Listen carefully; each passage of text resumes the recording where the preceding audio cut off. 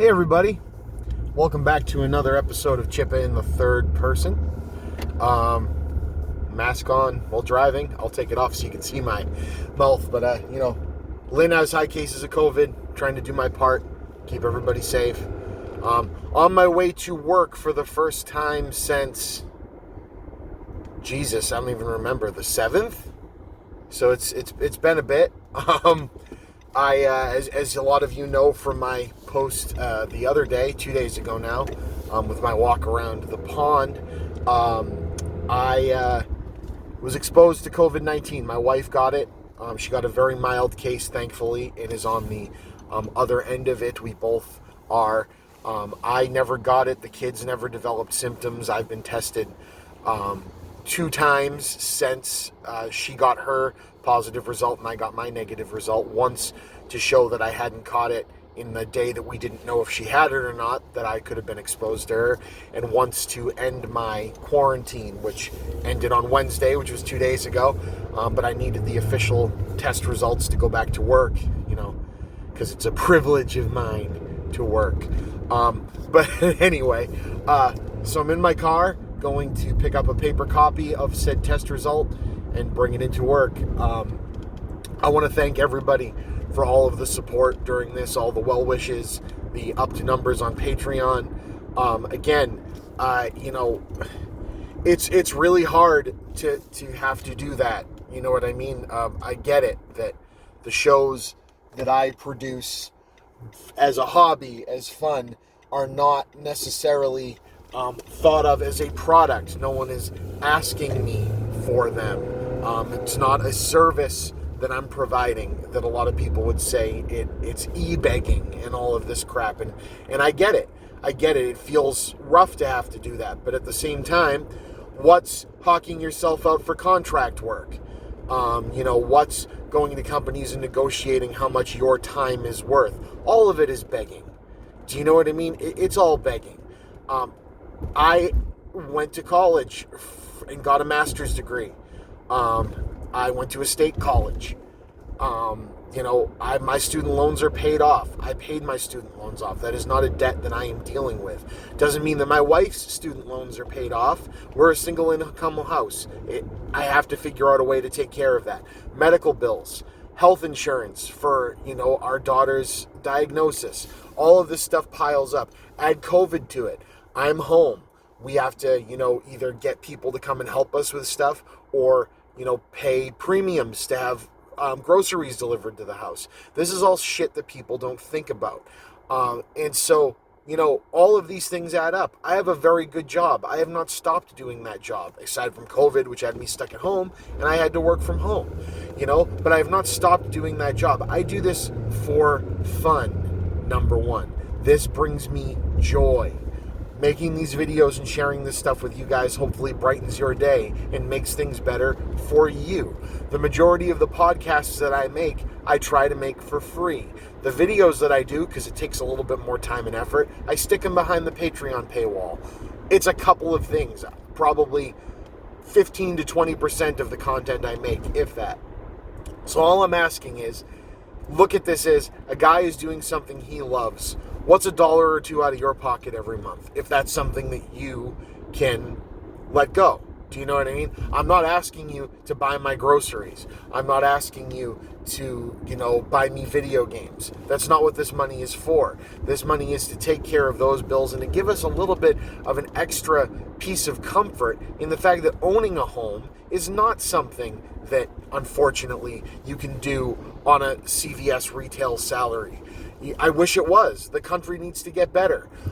It takes a lot for us to own our home. It takes a lot for us to be a single income house. Our children, are at home with my wife. My daughter goes to school. Unfortunately, that school is remote, but still, luckily, that school is public education. It is free.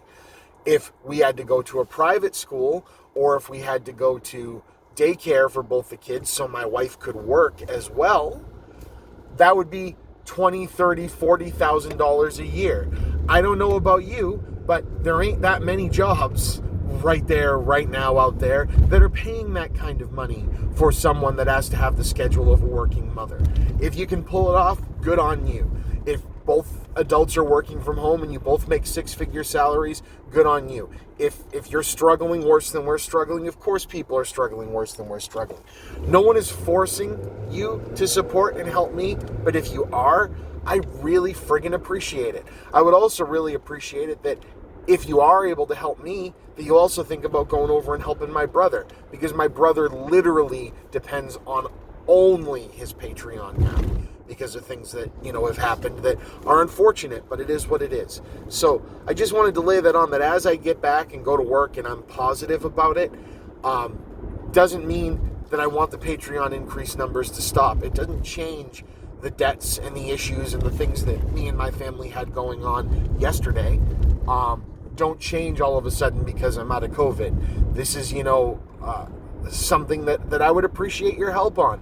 And if the product, even though it's not a product that you're asking for, if the product that I make in these shows and these movie reviews and these videos and stuff make you happy, then if you can spare $1 or $2 a month, that's awesome.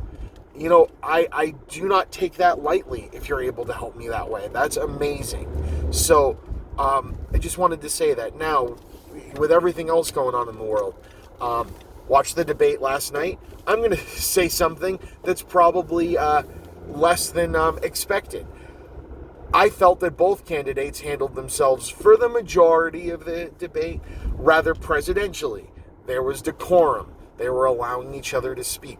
Trump actually sounded, even though I think he's wrong on the issues that he stands by, he sounded like he had a clear message on a lot of the issues that he was talking about. He didn't, at least at the beginning, go all over the place. This is something, that unfortunately he started taking personal attacks and stuff, but Joe Biden was able to turn those things around and make them about how he's going to better the country for the American people. So it was actually a worthwhile debate. I think if you're someone if this was the first debate and you're someone who, is proud of being a Trump supporter, I still can't see why, but if you are, he actually seemed like a good, strong candidate in a lot of these points. They're not points I agree on. The things he was saying were complete BS as far as I'm concerned, but he was saying them in a much stronger, much more controlled manner. Same thing could be said about Joe Biden. Joe Biden stepped up and had actual things to say, and speaking to and for and about the American people. So that's a thing happening in the world. I hope that, the election works out the way that I would like it to, but at the same time, hopefully it gets people out there and vote. For once, I felt like there was a debate that didn't make us look like a laughing stock to the rest of the world and to the rest of the country. And to me, that's important. That looked like people actually running for president. Again, for the most part, it got a little hairy in the latter half or the latter third or whatever, but still, that's just my thoughts on it. As an engineer, I could write a long description with math and figures and science, but we all know that Trump and the majority of his followers don't like those things. But the small windows thing. So he read a report where somebody said the size of windows have to get smaller to make things more thermally efficient. This is true. The small windows are not going to ruin the freaking country. I don't understand why a building with smaller windows to be made more energy efficient is this scary fucking thing that needs to be this thing we need to be afraid of. I also cannot believe that in a room where the moderator, leaving out if anyone else in the room was black, because there were a ton of people in there that were, the moderator is a black woman, and you say you're the least racist person in the room. Again, tone deaf would be the easiest thing to say. He referred to Europe as a country. That was another really fun thing. I could go on and on and on, but that's just my take on stuff. Another take, I have not watched Borat 2. Again, I wonder and worry that what I thought was hilarious in the original Borat just comes off as cringy now. That's been my fear with Sacha Baron Cohen for the majority of his career. But I have seen the scene with Rudy Giuliani, and whether it's clever editing or not, he's a creepy motherfucker in those scenes. This is not okay.